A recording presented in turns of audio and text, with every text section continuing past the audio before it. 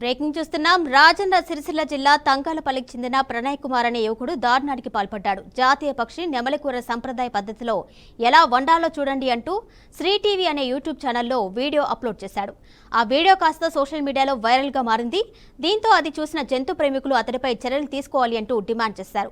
దీనిపై సమాచారం అందుకున్న ఫారెస్ట్ అధికారులు వెంటనే ప్రణయ్ని అదుపులోకి తీసుకున్నారు. అనంతరం కర్రీ వండిన స్పాట్కి వెళ్లి అధికారులు పరిశీలించి కూరను స్వాధీనం చేసుకున్నారు. అతడిపై తదుపరి చర్యలకు పోలీస్ అధికారులకు అప్పగిస్తామని ఎఫ్ఆర్ఓ కల్పనాదేవి అన్నారు.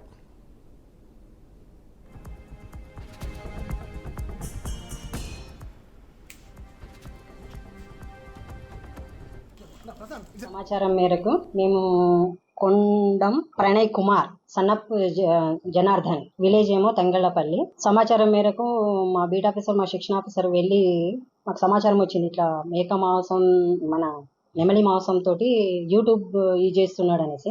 అక్కడికి వెళ్ళి చూడగా అతని పొలంలో మన కోడి ఊర్లు వాళ్ళ ఇంట్లో స్వాధీనం చేసుకున్న చికెన్ కర్రీ ఉంది. చికెన్ కర్రీతో ఉన్న గిన్నెను తీసుకొని వచ్చి అతని మీద మేము ప్యూఆర్ ఇష్యూ చేయాలని ఫర్దర్ అది టెస్ట్కి పంపించాలి. అది ఏ మాంసం అనేది, నెమలి మాంసం అనేది అనేసి టెస్ట్కి పంపిస్తాం, ల్యాబ్కి పంపిస్తాం. ల్యాబ్కి పంపించిన తర్వాత ఇది ఒకవేళ ఇది కాకపోతే ఇక్కడ ప్రజెంట్ మాత్రం కోడి ఈకలు ఉన్నాయి కదా, ఈ చీటింగ్ కేసు కింద మేము పోలీసు వాళ్ళకి మాత్రం అప్పగిస్తాం. ఇప్పుడు ఆయన స్పాట్లో దొరికిండు కాబట్టి ఇదైతే మేము పోలీసులకు హ్యాండ్ ఓవర్ చేస్తున్నాం. ఆయన ఫోన్లో అవన్నీ చూసి ఏమేమి ఉన్నాయి, ఇంతకుముందు ఏమైనా చేసిండా, మరి నేర ఆరోపణలు ఉన్నాయా అన్నట్టే తెలుస్తున్నాయి అన్నట్టు. నెమలి కానీ ఇది కానీ అడవి పంది మాంసం అని కానీ ఆయన అట్లాంటి ఆయనకు ఒక పిచ్చో ఏందో మరి కానీ ఆ విధంగా చేస్తున్నాడు. ఆ రికార్డు ఆయనని తీసుకుంటాం, ఆయన మొబైల్లో ఏమేమి ఉన్నాయనేది.